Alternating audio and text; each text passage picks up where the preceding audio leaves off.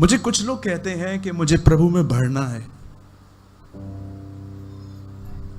मुझे प्रभु में बढ़ना है। इंग्लिश में कहते हैं I want to be grow in the Lord, मुझे बढ़ना है। तो मैं समझ नहीं पाता हूं कि ये वर्ड किस सेंस में कहा गया है। प्रभु में बढ़ने का अर्थ हर एक के लिए अलग अलग है। मैं आपसे पूछना चाहता हूं, आपकी लाइफ में बढ़ने का डेफिनेशन क्या है? जहां तक मैं जानता हूं, कुछ लोगों को लगता है वचनों को मेमोराइज करना बढ़ना है। पहले मुझे बाइबल नहीं पता थी, लेकिन अब मुझे बाइबल के बहुत सारे वचन पता है विथ नंबर्स। ठीक है, ये गलत नहीं है, इसे भी बढ़ना कहते हैं। नया नया व्यक्ति इसमें ही बढ़ता है। लेकिन आप में से जितने लोग पुराने हैं, जिनका पानी का बपतिस्मा हो चुका है, you are baptised in the name of the Father, Son and the Holy Spirit, आप में से जितनों का बपतिस्मा हो चुका है, अब मैं उनसे जानना चाहता हूं आपका डेफिनेशन क्या है। अगर कल इस पुलपिट पे आपको पास्टर कहते हैं कि इस टॉपिक पे प्रीच करो, तो आप क्या प्रीच करेंगे?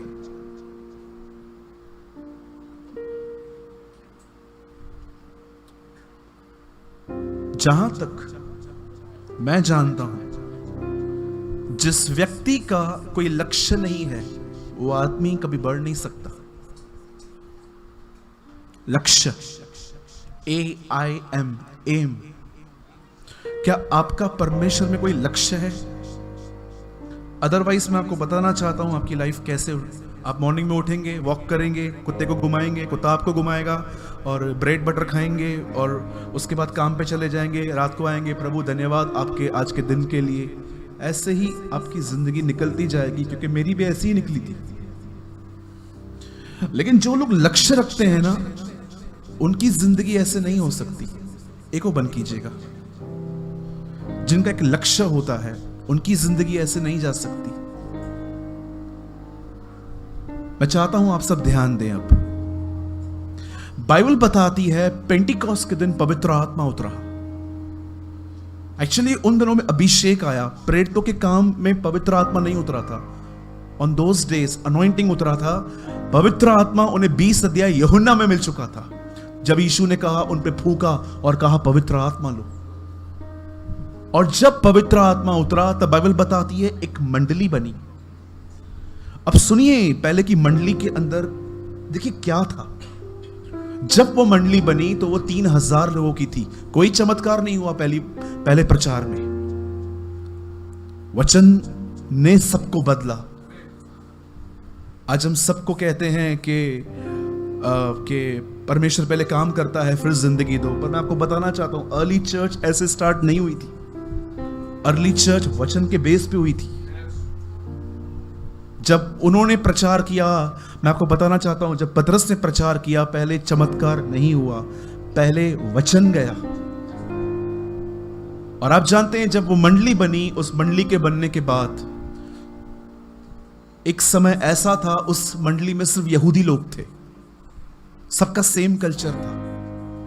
लेकिन जब सुसमाचार यरूशलेम से बाहर निकला, जब ये गॉस्पेल जैसे आप आज सुन रहे हो, जब ये बाहर निकला, तब अन्य जातियां भी कलीसिया में आने लग गई, जिनका कल्चर बहुत डिफरेंट था।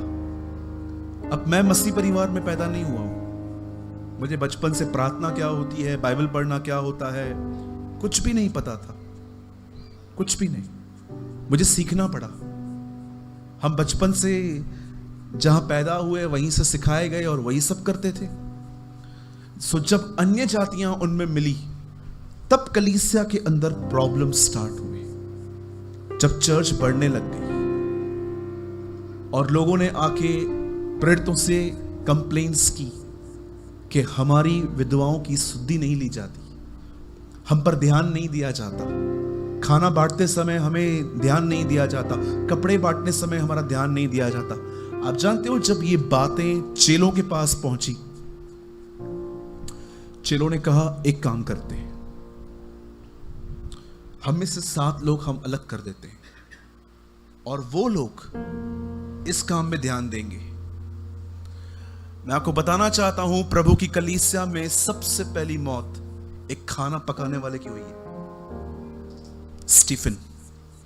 जब परमेश्वर ने, जब प्रेरितों ने उनको अलग किया, उन लोगों को, आप जानते होंगे स्टीफन आगे चल के मर गया था। मैं आपको बताना चाहता हूं, बताइए इन 7 लोगों को, 6 लोगों को अलग करने का कारण क्या था? एक चीज, वो कहते हैं हम में से हम कुछ लोगों को अलग कर देते हैं ताकि वो इस काम को पूरा करें, क्योंकि हम तो प्रार्थना और वचन में लगे रहेंगे। आप जानते हो, जब पहली बार चर्च के अंदर लीडरशिप स्टार्ट हुई तो एक कारण से हुई, ताकि हमारा फोकस साफ हो। पतरस जानता था कि ये लोग मुझे अलग काम में घसीटना चाहते हैं, कि मैं वचन छोड़ के, दुआ छोड़ के खाने पीने की सेवा में लगा रहूं, लेकिन उसने रिफ्यूज किया। उसने कहा नहीं, मैं वचन और दुआ में। आप जानते हो, पहले की कलीसिया का एक लक्ष्य था, अपने लक्ष्य तक पहुंचने के लिए जो कुछ बीच में आता था वो उसे हटाते थे। आज मैं आपसे पूछना चाहता हूं, क्या आपकी लाइफ में कोई लक्ष्य है?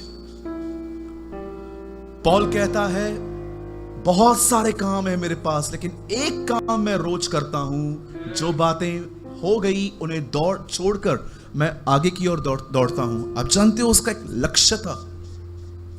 चलो मैं एक सवाल पूछता हूं आपसे, कितने लोग शादी में गए हैं आज तक? कभी एक तो शादी आपने अटेंड की होगी। Come on, lift your hand. जरूर की होगी, राइट? बताइए, जब आप शादी में जाते हैं तो आप क्या करते हैं वहां जाके? मतलब आपका ध्यान कहां कहां जाता है? बहनों का तो दूसरी बहनों के ड्रेसेस में ही जाता होगा, आपका छोड़ ही दो। आपका खाना, हम लोग खाना देखते हैं भाई। लोग ईमानदार बनो भाई, मैं अकेला बदनाम नहीं हूं, आप भी बोलो ये मैं हूं। हम जाते हैं वहां पर, खाना देखते हैं, खाना क्या क्या है।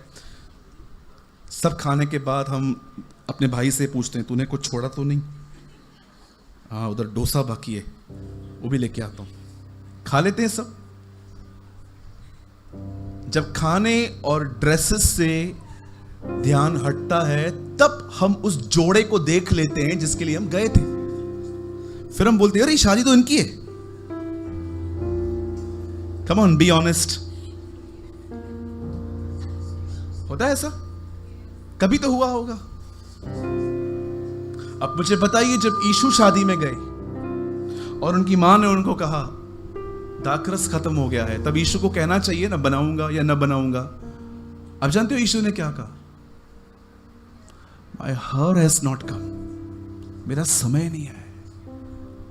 कौन सा समय? 17 अध्याय यूहन्ना में लिखा है, यीशु दुआ के समय कहता है, देख पिता, समय आ पहुंचा है। आप बिलीव कर सकते हैं, शादी के माहौल में भी यीशु मसीह जानते थे कि उनका जन्म मरने के लिए हुआ। What a man! जो सेलिब्रेशन में भी जानता है कि मुझे क्यों भेजा गया है। क्या हम इतने अपने एम से जुड़े हुए हैं? क्या आपका कोई लक्ष्य है? अदरवाइज मैं आपको कहना चाहता हूं, कल अगर इस कलीसिया में चमत्कार नहीं होगा तो आप किसी बाजू वाले कलीसिया में चले जाओगे, फिर वहां नहीं होगा तो कहीं और चले जाओगे। चर्च टू चर्च घूमते रहोगे, बिकॉज यू हैव नो गोल। आप जानते हैं, कुछ लोग चर्च टू चर्च विजिट करते रहते हैं, वो कभी एक जगह रुक नहीं पाते। जानते हो रीजन क्या है? क्योंकि लक्ष्य नहीं है, टारगेट नहीं है।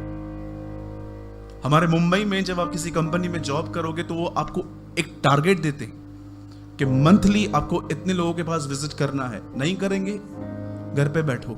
और लोग उस टारगेट के पीछे पता नहीं किधर किधर जाके घूमते हैं, क्योंकि उनको पता है जॉब सेव करनी है। अगर आपके पास लक्ष्य नहीं है तो मैं आपको वो लक्ष्य देना चाहता हूं, और उसके बाद मैं वर्ड स्टार्ट करूंगा जो बाइबल में है। जानते हो आपका लक्ष्य क्या है? ब्रदर मुझे पास्टर बनना है, सेकंड है भाई वो। ब्रदर मुझे रेवरेंड बनना है, थर्ड। ब्रदर मुझे एक हाउसवाइफ बनना है, फोर्थ। सब बाद में आता है। आपका पहला लक्ष्य है यीशु की तरह बनना। First target, to live life like Jesus. और अगर आप इसमें नहीं हो और आप मिनिस्ट्री कर रहे हो मैं यीशु मसीह के नाम से कहता हूं, एक दिन आप प्रभु यीशु मसीह के नाम पे अनादर ले आएंगे। Trust me, mark my words. जो व्यक्ति यीशु की तरह बनने के लक्ष्य में नहीं है, सिर्फ सेवकाई सेवकाई सेवकाई सेवकाई, इधर विजिट उधर विजिट, ये चर्च वो विजिट, मैं आपको कहना चाहता हूं, एक दिन आप प्रभु के नाम से अनादर ले आएंगे। एक दिन आपको समझ में नहीं आएगा, सब बढ़ रहे हैं, मैं वही हूं।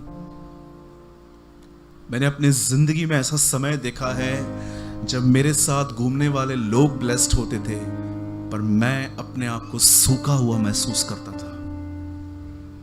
आई वॉज अ बैकस्लाइडन पर्सन। मेरा कोई लक्ष्य नहीं था, सिर्फ मिनिस्ट्री मिनिस्ट्री मिनिस्ट्री। मेरे भाइयों मेरी बहनों, कलीसिया को वापस आने की जरूरत है। कलीसिया को वापस अपने लक्ष्य को पहचानने की जरूरत है। हम में से अधिकतर लोग अपने लक्ष्य को भूल चुके हैं। जब मैं सीढ़ियां चढ़ रहा था तब मैं दुआ कर रहा था इनसाइड, प्रभु मुझे कुछ वर्ड दे। मैं जानता हूं मेरे पास बहुत लिखी हुई बातें हैं। जब मैं यहां पहुंचा, मुझे परमेश्वर ने कहा, सूरज, यहां पर 90% लोगों के पास कोई लक्ष्य नहीं है। वो अपनी डेली रूटीन लाइफ जीते हैं। सुबह उठना है, खाना खाना है, लेके जाना है, बच्चों को देखना है, बीवी देखनी है, बैंक जाना है, काम करना है, रात को आ जाना है। But where is your aim? जरा सोचिए, आज नहीं तो कल, नहीं तो परसों, एक दिन तो हम इस दुनिया को छोड़ेंगे। जरा सोचिए, वो लोग जो परमेश्वर की मर्जी में नहीं जिंदगी जी रहे, और जब वो मरने पर होंगे वो क्या फील करेंगे? सिर्फ एक ही बात कि मैंने जीवन भर अपनी चलाई। लेकिन सोचिए वो लोग कितने संतुष्ट होंगे जब वो मरने पर आएंगे और वो स्वर्ग की ओर देखकर कहेंगे, प्रभु मैं यीशु के नाम से आपके पास आने वाला हूं, मैं जानता हूं, और मुझे एक बात की बड़ी खुशी है, जिस दिन मैं आपसे मिलूंगा मेरी शक्ल नीचे नहीं होगी, मैं बड़े आदर के साथ आपको देख पाऊंगा।